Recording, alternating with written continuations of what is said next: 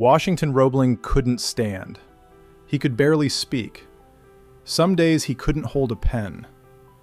But from his bedroom window in Brooklyn Heights, through a telescope mounted on a tripod, he directed every detail of the most ambitious bridge ever attempted in America. 14 years, the entire construction, from a chair by a window, while his wife carried his instructions down to the work site. His father designed the Brooklyn Bridge. His father died before construction began. And then the bridge nearly killed Washington, too.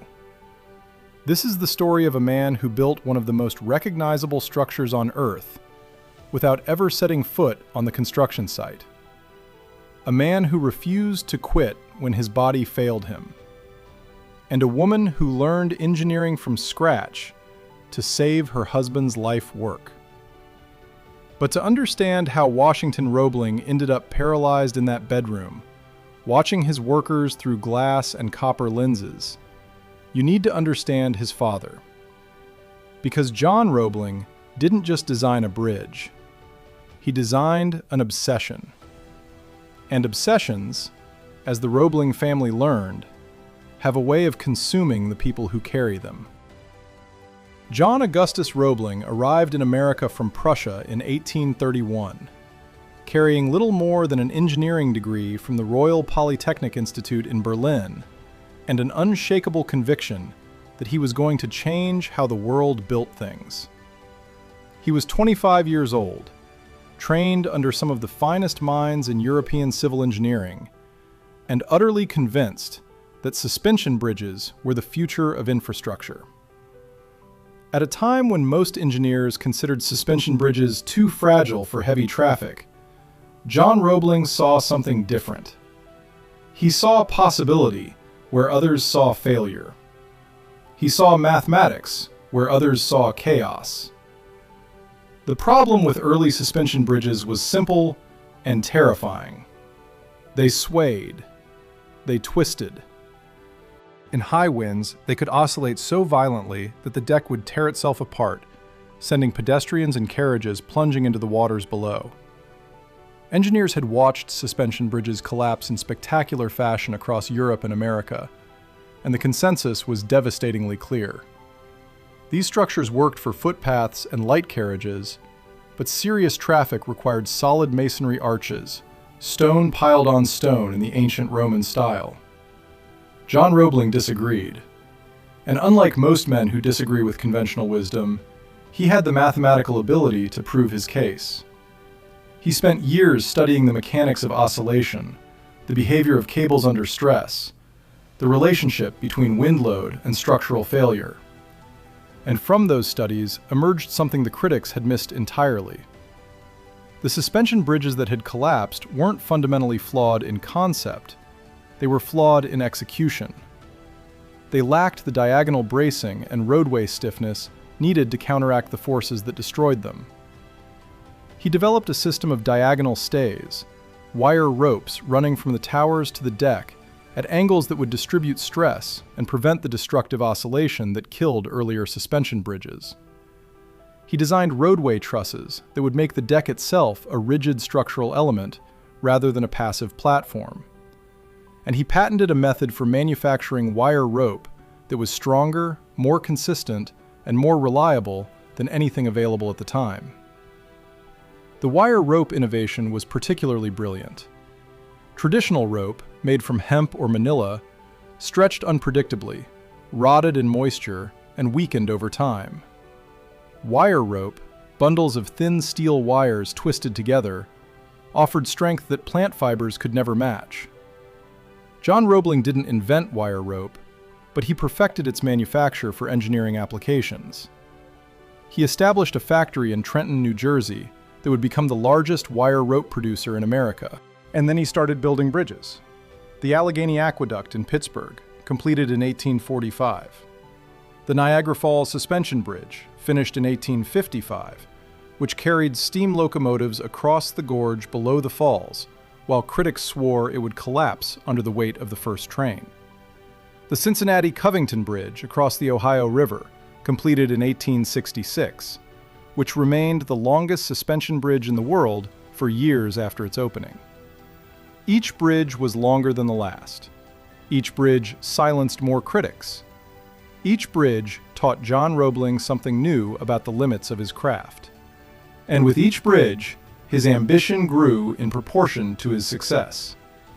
By the 1860s, he had set his sights on the ultimate prize: a bridge connecting Brooklyn and Manhattan across the East River. A span so massive, so technically demanding, that it would require towers taller than anything ever built in the Western Hemisphere. A bridge that would prove, once and for all, that suspension bridges could carry the weight of the modern world. The East River wasn't really a river at all.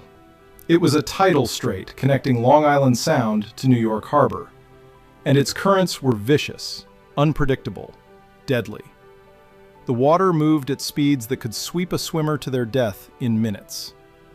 The channel was deep enough for the largest ocean-going ships, which meant any bridge would need to provide enormous clearance. And the strait was nearly a mile wide at its narrowest point between Brooklyn and Manhattan. Ferries had connected the two cities for decades, but they were slow, unreliable, and occasionally deadly. In good weather, you could cross in 15 or 20 minutes. In bad weather, the crossing might take hours if the boats ran at all. And in the brutal winter of 1867, ice choked the strait so completely that ferry service stopped entirely. Tens of thousands of commuters were stranded. Businesses lost money. People who lived in Brooklyn but worked in Manhattan couldn't reach their jobs. People who needed medical care in Manhattan hospitals couldn't reach help. The economic losses were staggering. The human cost was worse. That winter convinced New York's power brokers that a bridge was no longer a luxury item on some future wish list.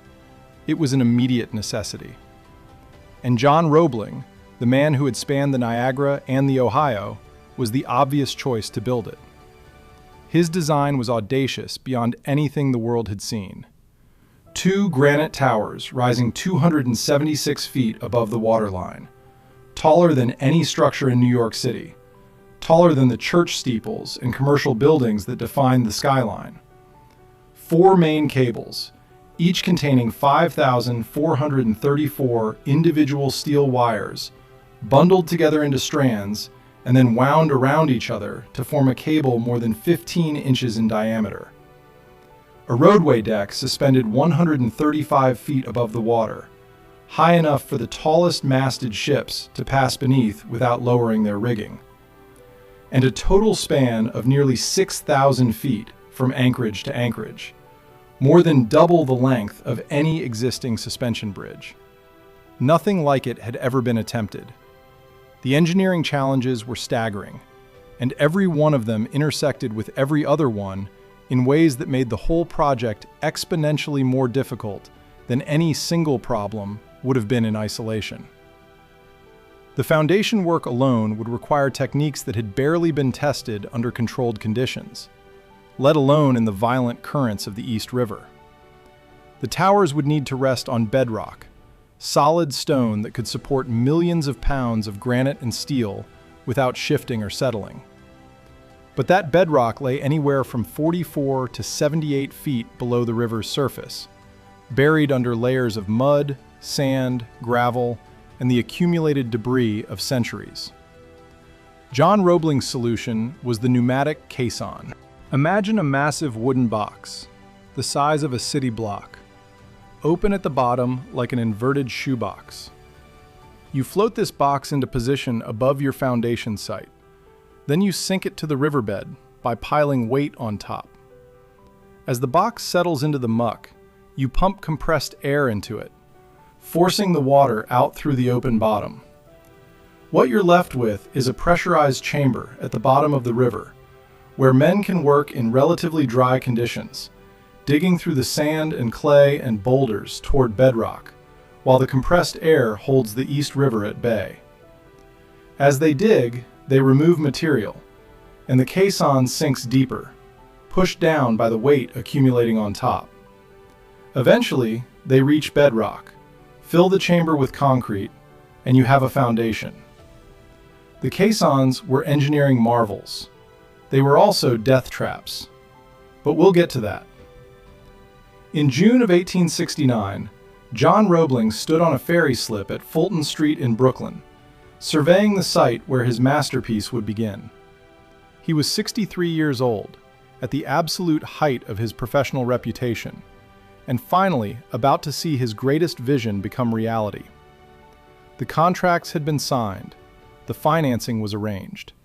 The most ambitious bridge in history was about to begin construction under his direction. A ferry was docking.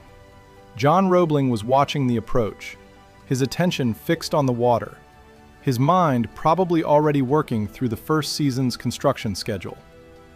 He stood too close to the edge of the slip, and as the ferry's wooden fender compressed against the pilings, it crushed his right foot between the boat and the dock. The injury seemed manageable at first. If anything involving crushed bones and torn flesh can be called manageable. The toes on his right foot were badly mangled, and they would need to be amputated. The surgery was performed. The prognosis seemed reasonable for a man his age. But John Roebling was a man who believed in his own will above all things. He believed that mental discipline could overcome physical weakness, that the body was merely a vehicle for the mind, that pain was a distraction to be suppressed rather than a signal to be heeded.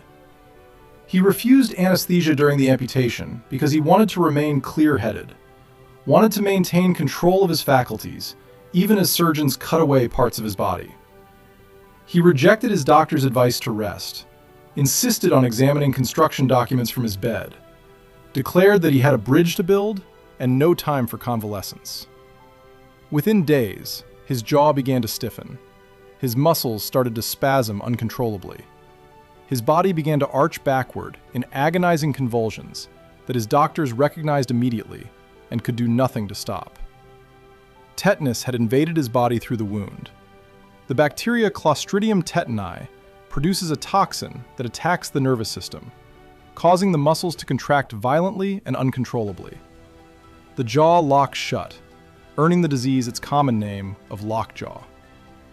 The back muscles contract, bending the spine backward until it threatens to snap. The muscles that control breathing seize up, making each breath a desperate struggle. There was no cure in 1869. There is still no cure today. Only prevention through vaccination and treatment of symptoms. John Roebling died on July 22, 1869, 17 days after the ferry accident. He was conscious almost until the end, his brilliant mind trapped inside a body that was tearing itself apart. The bridge he had spent years designing existed only on paper and in the minds of those who had studied his plans. The contracts had just been signed. Not a single stone had been laid, not a single cable had been spun. And now his son would have to build it. Washington Augustus Roebling was 32 years old when his father died, already an accomplished engineer in his own right, with credentials that would have made him a leading candidate for any major construction project in America. He had trained at Rensselaer Polytechnic Institute, one of the finest engineering schools in the country. He had served with distinction in the Union Army during the Civil War, eventually rising to the rank of colonel and building suspension bridges across rivers under combat conditions. And he had worked alongside his father on the Cincinnati-Covington Bridge, learning the practical art of large-scale suspension bridge construction from the master himself. Washington understood the technical challenges of the Brooklyn Bridge better than anyone alive. He had studied his father's designs, contributed to the calculations, helped refine the specifications. He knew the mathematics of cable tension and tower stress. He knew the logistics of managing hundreds of workers across multiple construction sites. He knew the politics of dealing with investors and politicians and the press. But knowing what needed to be done and surviving the process of doing it are different things entirely. The first order of business was the caissons, those massive underwater chambers where men would dig toward bedrock in conditions that no human body was designed to endure. The Brooklyn caisson was launched in March of 1870. It measured 168 feet long and 102 feet wide, roughly the footprint of a modern city block. Its walls were made of yellow pine timbers, some of them 12 feet thick, caulked with oakum and coated with tin sheeting to resist fire from the candles and oil lamps that provided the only light inside. The roof was 15 feet of solid timber, strong enough to support the granite tower that would eventually rise above it. When the caisson was floated into position and sunk to the riverbed, workers entered through iron airlocks. The airlocks were cylindrical chambers with doors at top and bottom. You entered through the top door, sealed it behind you, and waited while compressed air slowly filled the chamber, equalizing the pressure with the working area below. When the pressure matched, you could open the lower door and descend a ladder into the caisson proper. The descent was disorienting. Your ears popped repeatedly as the pressure increased. You could feel the air pressing against your skin, against your eardrums, against the inside of your lungs. The air was thick and damp and smelled of sweat and rotting wood and something else, something chemical and strange that no one could quite identify. The working conditions were hellish. Men swung picks and shovels in candlelit dimness, carving through layers of sand and clay and boulders that had to be broken apart by hand. The pressurized air made sounds sharper, made voices carry strangely. It made flames burn blue and dim. The temperature was always warm, sometimes hot, and the humidity approached 100%. If you're understanding the cost of this bridge so far, if you want to know how we really built this country, then hit subscribe. I cover the forgotten laborers behind America's greatest infrastructure every week. But stay with me. What happens to Washington Roebling next will change how you think about this bridge forever. Workers emerged from shifts in the caisson exhausted, covered in mud, their bodies beginning to experience symptoms that no one understood. Some felt dizzy, some felt euphoric, some felt nothing at all until hours later, when the agony began. The workers called it caisson disease, or the bends, or sometimes just the Greeks, because so many of the laborers were Greek immigrants who seemed to suffer disproportionately, probably because they worked the longest and deepest shifts. The symptoms varied wildly: joint pain that made movement impossible, paralysis of the legs that lasted hours or days or forever, blindness that came and went without warning, nausea, vomiting, bloody foam at the mouth, and sometimes death, sudden and inexplicable. Men who had seemed fine dropping dead hours after leaving the caisson. The prevailing medical theories were useless. Some doctors thought the compressed air was somehow toxic. Others blamed poor ventilation, or moral weakness, or the immigrant workers' foreign diets. A few physicians noted that the symptoms seemed to correlate with how quickly workers ascended from high pressure to normal pressure, but no one understood why. We know now that caisson disease is decompression sickness. When you breathe air under pressure, more nitrogen dissolves into your blood and tissues than would at normal atmospheric pressure. If you return to normal pressure slowly, the nitrogen has time to diffuse back out through your lungs. But if you ascend too quickly, the nitrogen comes out of solution all at once, forming bubbles in your blood and tissues the way carbon dioxide forms bubbles when you open a bottle of soda. Those bubbles can lodge anywhere: in your joints, causing excruciating pain; in your spinal cord, causing paralysis; in your brain, causing blindness or death. The bubbles tear through tissue, block blood vessels, trigger immune responses that cause even more damage. Washington Roebling knew better than to dismiss his workers' symptoms as weakness or foreign peculiarity. He was an engineer, trained to observe and analyze, and he could see the pattern even if he couldn't explain the mechanism. Time spent in high pressure correlated with symptom severity. Speed of ascent correlated with symptom onset.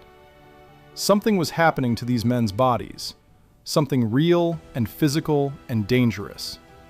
and he spent hours in the caissons himself, inspecting the work, breathing the same pressurized air as his men, subjecting himself to the same conditions. He wanted to understand what they experienced. He wanted to lead from the front, the way he had led his men during the war.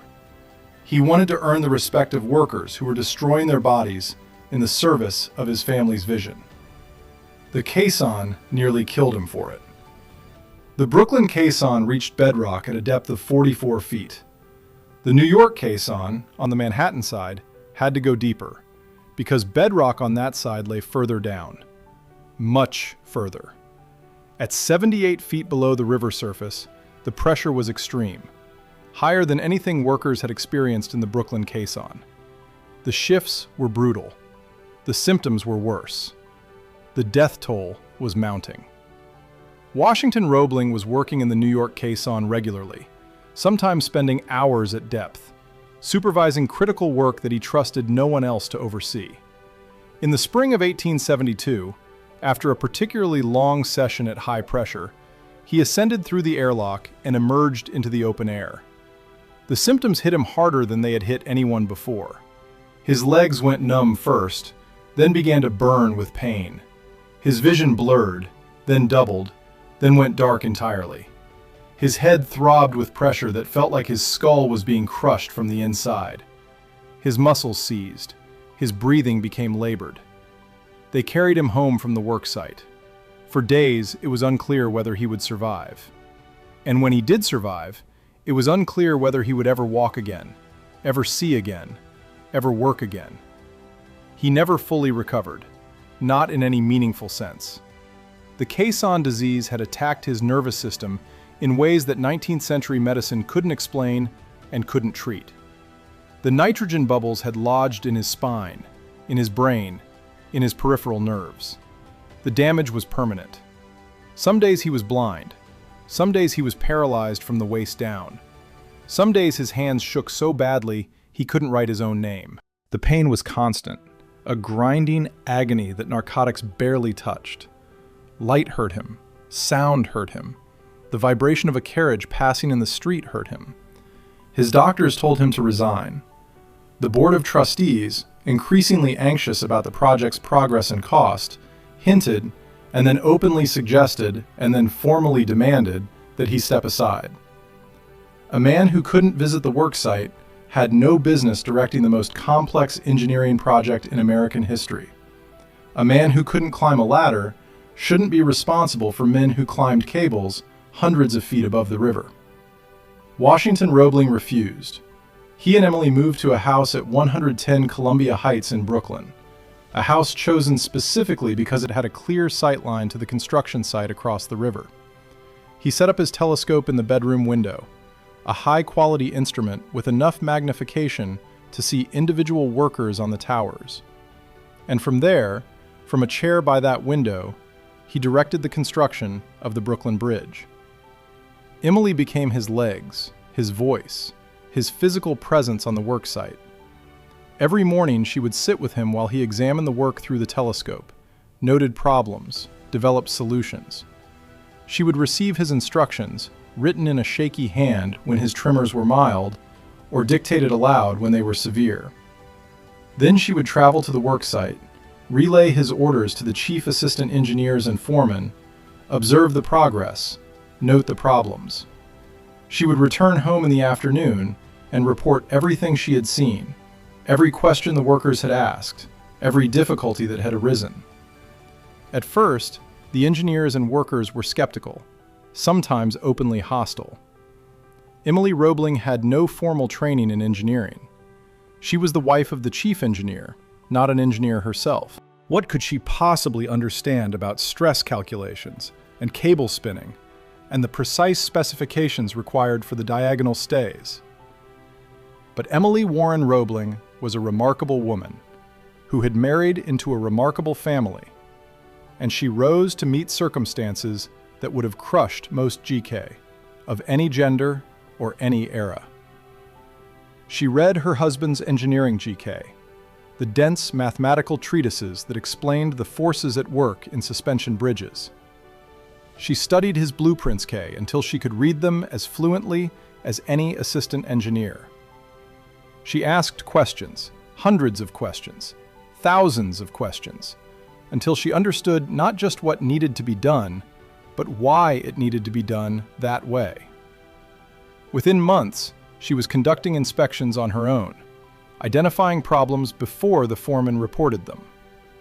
Within a year, she was negotiating with contractors over material specifications and delivery schedules. Within a few years, she had become the de facto chief engineer of the Brooklyn Bridge, in everything but title. The person who made decisions when Washington's condition prevented immediate communication. The person who represented the project to politicians and GK and skeptics. The men on the bridge began to trust her. Some of them came to respect her more than they had respected any engineer they'd worked with. She treated them fairly, listened to their concerns, advocated for their safety when the Board of Trustees pushed for faster progress at any cost. The Board of Trustees was a different matter entirely. By the late 1870s, the Brooklyn Bridge had become one of the most controversial projects in America. It had cost more than anyone had predicted, the budget growing year after year as unforeseen problems demanded unforeseen solutions. It had taken longer than anyone had promised, the completion date pushed back repeatedly as one phase after another took longer than expected. And its chief engineer, the man legally and professionally responsible for the entire enterprise, was an invalid who hadn't set foot on the bridge in years. The trustees wanted Washington Roebling removed. They argued that his condition made him unfit to lead. They implied, sometimes directly, that the project was being mismanaged, that delays and cost overruns were the result of absentee leadership. They questioned whether the bridge was even safe, whether a man who could only see the work through a telescope could possibly guarantee that every cable was properly tensioned, every bolt properly torqued, every connection properly made. Some of them had additional motives. Political rivals who wanted to claim credit for the bridge's completion, contractors who wanted more favorable terms, journalists who wanted a scandal to sell papers. The vultures were circling. Emily Roebling addressed the board herself. She stood before a room full of wealthy trustees and investors who doubted her husband, who doubted her competence, who doubted her very right to speak in a professional forum. And she defended the engineering of the Brooklyn Bridge in technical terms that left no room for argument. She explained the cable specifications, the precise tension maintained in each wire, the methods used to verify that tension during and after spinning. She detailed the safety margins built into every structural element, margins that exceeded the most conservative standards of the era. She walked through the inspection procedures, the testing protocols, the documentation that proved every critical element had been properly installed and verified. She challenged anyone present to identify a specific structural flaw in the design or the execution. She invited them to bring their own engineers, their own experts, anyone they trusted, to examine any element of the bridge they chose. No one could answer her. No one could challenge her command of the material. No one could find the technical flaw they hoped would justify removing her husband. The board voted to retain Washington Roebling as chief engineer. Emily's testimony had saved his position, his reputation, and possibly the bridge itself. Meanwhile, the great work continued. The towers had risen from the caissons, granite block piled on granite block, until they soared above the New York skyline. The anchorages had been built on each shore, massive stone structures that would hold the ends of the main cables. And now the cables themselves were being spun. The spinning of the main cables was a process so complex, so delicate, so unprecedented in scale, that it had consumed years of planning. Each of the 4 main cables would consist of 19 strands, and each strand would contain 286 individual steel wires. The total number of wires in each cable? 5,434. The total length of wire in all 4 cables? More than 14,000 miles, enough to wrap around the Earth. The wire was spun by a traveling wheel that carried a loop of wire back and forth across the river, looping it around the anchorages at each end, gradually building up each strand 1 loop at a time. The process was hypnotic to watch, the wheel moving endlessly back and forth, the cable growing imperceptibly with each pass. Washington Roebling watched through his telescope as the travelers moved, as the wire accumulated, as the shape of his father's vision became real against the sky. He couldn't feel the wind that buffeted the workers on the cables. He couldn't hear their shouts over the sounds of the city. He couldn't smell the coal smoke and horse manure that hung over Brooklyn and Manhattan like a permanent fog. But he could see. And seeing, for a man in his condition, was everything. The work was dangerous. 27 men died during the construction of the Brooklyn Bridge. Some fell from the towers, their bodies tumbling 276 feet to the water or the deck below. Some were crushed by equipment, by falling stones, by loads that slipped from cables. Some died from caisson disease, their bodies giving out weeks or months after their final descent into the pressurized chambers. Their names were not widely recorded. They were laborers, many of them immigrants from Ireland and Germany and Italy and Greece. Men whose lives were valued less than the granite they lifted and the wire they spun. The newspapers that breathlessly covered every milestone of the bridge's construction rarely mentioned them. The dignitaries who would celebrate the opening day would not speak their names. The bridge that tourists photograph today rests on their bones. The commuters who cross it daily drive over their graves. This is the nature of great public works in the industrial age. The men who build them are rarely the men who are remembered for them. By 1883, the Brooklyn Bridge was essentially complete. 14 years after John Roebling's death on that ferry slip, 11 years after Washington Roebling's collapse in the caisson, the longest suspension bridge in the world stood ready to open. The towers rose 276 feet above the water, exactly as John Roebling had designed them in his original specifications. The main span stretched 1,595 feet between the towers, a distance that seemed impossible when the project began, and still seemed improbable now that it existed. The roadway deck carried 2 railroad tracks down the center, 2 carriage lanes on either side, and an elevated pedestrian promenade above it all, where people could walk from Brooklyn to Manhattan with nothing but air and cable between them and the water. It was the largest single structure in the Western Hemisphere. It was the tallest thing on the New York skyline, taller than the church steeples that had dominated for centuries, taller than any commercial building in America. And it was finally, after 14 years, after 27 deaths, after $15 million, finished. The opening ceremony was scheduled for May 24th, 1883. President Chester Arthur would attend, crossing the bridge with his entourage to the cheers of the assembled crowd. Governor Grover Cleveland would attend, his political star rising toward the presidency he would win the following year. Tens of thousands of New Yorkers would pour into the streets of Brooklyn and Manhattan to witness what the newspapers were already calling the eighth wonder of the world. Washington Roebling would not attend. His condition had improved slightly over the years. He could walk short distances with assistance. He could tolerate moderate light and sound for limited periods. But the noise and crowds of a public ceremony would have been physically unbearable, the stimulation overwhelming his damaged nervous system. And beyond the physical impossibility, there was something else. Washington Roebling had never sought fame. He had inherited his father's project, not his father's ambition for glory. The thought of standing before politicians and reporters, Accepting credit he felt should go to his father, his wife, and his workers held no appeal whatsoever. So he watched from his window, as he had watched everything for over a decade. The window that had been his only connection to the bridge.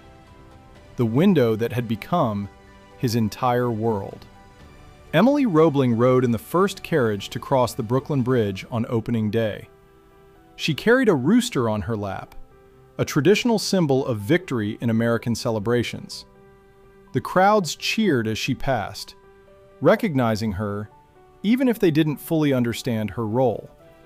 The politicians gave speeches, long and self-congratulatory speeches about progress and unity and the triumph of American engineering. The cannons fired salutes from the Navy ships anchored in the harbor. The band played patriotic songs, and Washington Roebling sat in his chair, watching through his telescope as his wife completed the journey he could not make. On opening day, 150,300 people crossed the Brooklyn Bridge. They walked the pedestrian promenade at a penny a head, the toll a token charge, meant to limit crowding rather than generate revenue. They marveled at the views of the harbor, the Statue of Liberty still under construction on Bedloe's Island, the ships passing beneath them, the cities spreading on either shore. Many of them had never been so high above the earth. Many of them had never seen New York from such a perspective. Some of them wept. The bridge had cost approximately $15 million, nearly double the original estimate. It had taken 14 years, more than twice as long as projected. 27 workers had died, and countless others had been injured or permanently disabled by caisson disease and construction accidents. The chief engineer had sacrificed his health, his mobility, his peace of mind, perhaps years of his life. But the bridge stood. It would stand for another 140 years and counting. Washington Roebling lived until July 21, 1926. He died just one day short of the 57th anniversary of his father's death, a coincidence that seemed too symbolic to be accidental. He was 89 years old. In his final decades, his health had improved enough that he could leave his room, take short trips, even return to some engineering work on smaller projects. But he never fully escaped the shadow of the caissons, the pressurized air that had crippled him when he was in the prime of his life and career. Emily Warren Roebling lived until 1903. After the bridge was completed, she didn't rest on her remarkable accomplishments.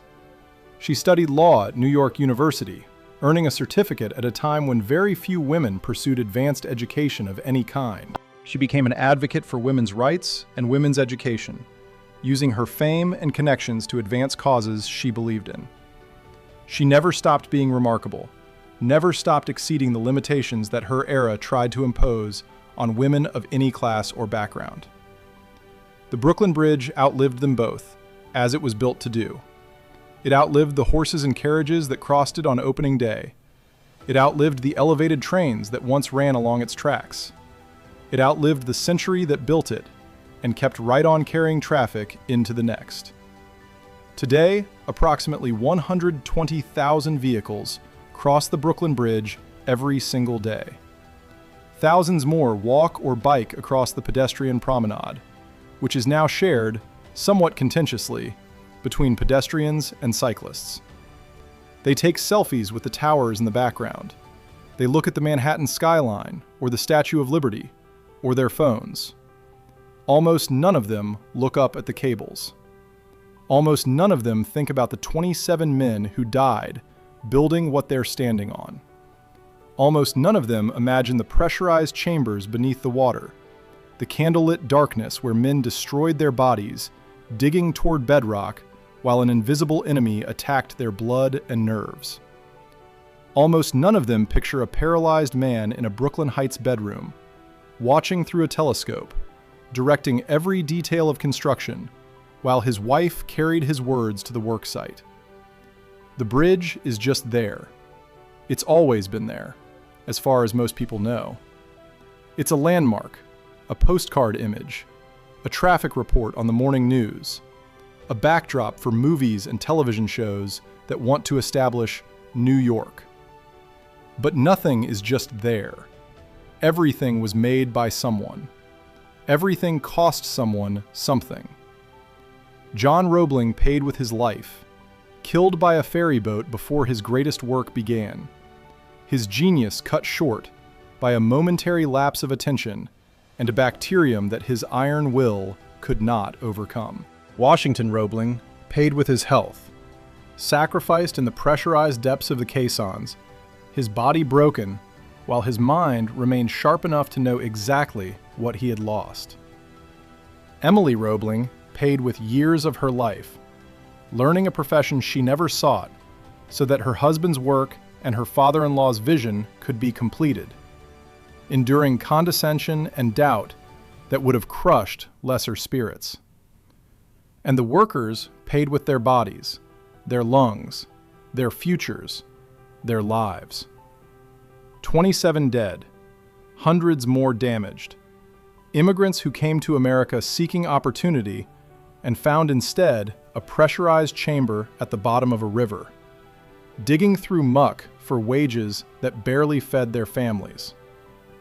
The Brooklyn Bridge is not a monument to engineering, though its engineering changed what was possible.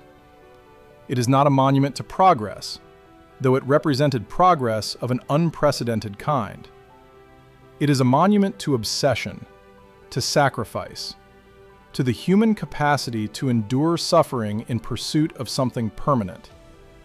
It is a monument to the price of great works, a price that is always paid by someone, but rarely acknowledged by those who benefit. Washington Roebling couldn't walk to his window some mornings. His legs wouldn't obey him. His muscles would seize with spasms. The pain would be so intense that even the short distance from bed to chair seemed impossible. But he dragged himself there anyway, day after day, year after year, because the bridge needed to be built, and he was the only one who could build it. Not because he was the best engineer in America, though he may have been. Not because he was the strongest leader or the most charismatic visionary, but because he refused to quit. Because the bridge was his inheritance, and his burden, and his purpose, and he would see it finished if it killed him. 14 years. From a chair by a window, through a telescope, while his wife carried his instructions down to the work site. That is the story of the Brooklyn Bridge. That is the story of how America got built. By people who couldn't stop, wouldn't stop, even when their bodies failed them, and the critics circled, and the task seemed impossible. The next time you cross the Brooklyn Bridge, or see it in a photograph, or watch it in a movie, remember Washington Roebling in that bedroom. Remember Emily on the roadway carrying orders written in a shaking hand. Remember the 27 men who went down into the caissons and never came up whole. Remember what the bridge cost, because the bridge remembers, even if we don't. If you want to know more about the people who built this country with their hands and their health and their lives, the video on screen right now tells another story you've never heard. Click it. I'll see you there.